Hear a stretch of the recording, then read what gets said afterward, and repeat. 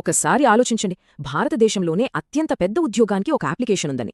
దానికి రూల్స్ పెట్టేది ఏదో కంపెనీ హెచ్ఆర్ కాదు, స్వయంగా మన భారత రాజ్యాంగం. అవును, మనం మాట్లాడుకోబోయేది భారత రాష్ట్రపతి పదవి గురించే. మరి ఈ దేశ ప్రథమ పౌరుణ్ణిగా ఆ కుర్చీలో కూచోవాలంటే రాజ్యాంగం ప్రకారం ఉండాల్సిన అర్హతలు ఏంటి? పదండి చూద్దాం. సో ఈ అత్యున్నత పదవిని అందుకోవాలంటే ఎలాంటి అర్హతలు ఉండాలి? ఈ ప్రశ్నకు సమాధానం మన రాజ్యాంగంలోని ఓ కీలకమైన ఆర్టికల్లో దాగి ఉంది. మన రాజ్యాంగంలో ఆర్టికల్ 58 అనేది ఈ అర్హతల గురించి చాలా స్పష్టంగా చెబుతుంది. దీన్ని మనం సింపుల్గా ఒక 4 పాయింట్ చెక్లిస్ట్లా అనుకోవచ్చు. రాష్ట్రపతి అభ్యర్థి ఈ 4ంటిని ఖచ్చితంగా పాస్ అవ్వాల్సిందే. ఆ 4 కండీషన్లు ఏంటంటే: 1 భారత పౌరులై ఉండాలి, 2 35 ఏళ్ల వయసు నిండి ఉండాలి, 3 లోక్సభ సభ్యుడిగా ఎన్నికవ్వడానికి అర్హత ఉండాలి, ఇక 4ది ఎలాంటి లాభదాయక పదవిలో ఉండకూడదు. సరే, ఇప్పుడు వీటిలో ఒక్కోదాని గురించి వివరంగా చూద్దాం.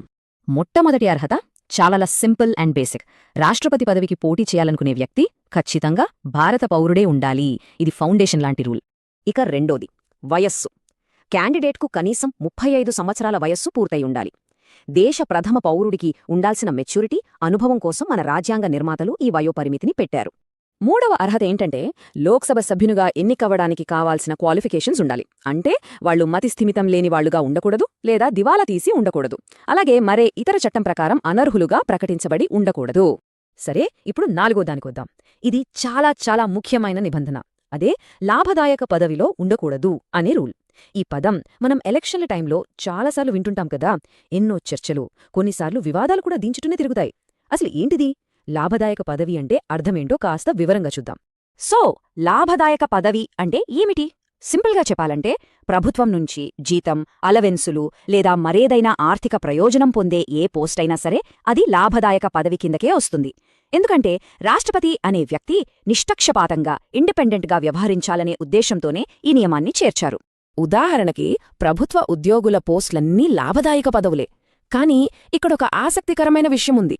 రాష్ట్రపతి, ఉపరాష్ట్రపతి, గవర్నర్లు, కేంద్ర మరియు రాష్ట్ర మంత్రుల పదవులకు ఈ రూల్ వర్తించదు.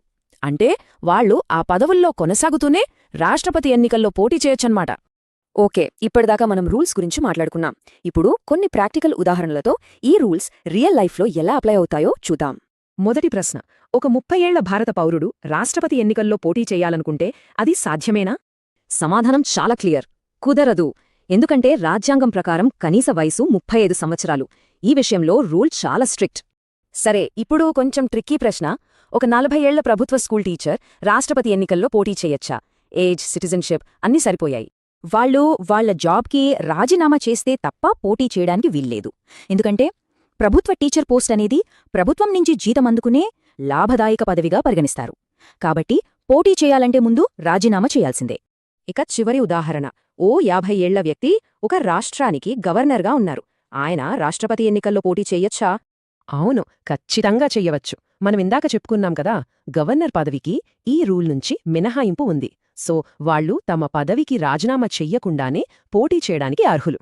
కాలక్రమేణా సుప్రీంకోర్టు కూడా కొన్ని కీలకమైన తీర్పులతో ఈ అర్హతల ప్రాముఖ్యతను నొక్కి చెప్పింది. చరణ్లాల్ సాహూ వర్సెస్ జ్ఞానీ జైల్ సింగ్ కేసులో రాజ్యాంగ అర్హతల్ని స్ట్రిక్ట్గా పాటించాలని తేల్చి చెప్పింది. అలాగే పిఏ సంగ్మా వర్సెస్ ప్రణబ్ ముఖర్జీ కేసులో అనర్హత అనేది ఏదో టెక్నికల్ రీజన్తో కాకుండా రాజ్యాంగబద్ధంగా స్పష్టంగా ఉండాలని క్లారిఫై చేసింది. దీనికి బెస్ట్ అండ్ రీసెంట్ ఎగ్జాంపుల్ మన ప్రస్తుత రాష్ట్రపతి ద్రౌపది ముర్ము గారే. 2022లో ఆమె ఎన్నికైనప్పుడు ఈ అన్ని కండీషన్లను పూర్తిగా నెరవేర్చారు.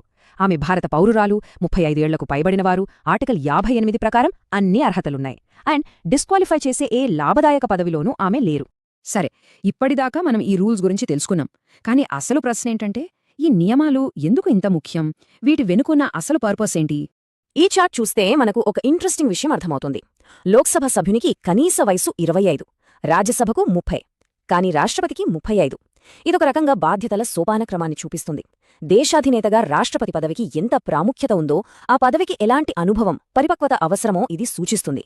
సో ఈ రూల్స్ యొక్క ప్రాముఖ్యతను ఒక్కసారి చూస్తే, ఇవి మన దేశ అత్యున్నత పదవి గౌరవాన్ని కాపాడతాయి. ఆ పదవికి తగినంత మెచ్యూరిటీ, ఎక్స్పీరియన్స్ ఉండేలా చూస్తాయి.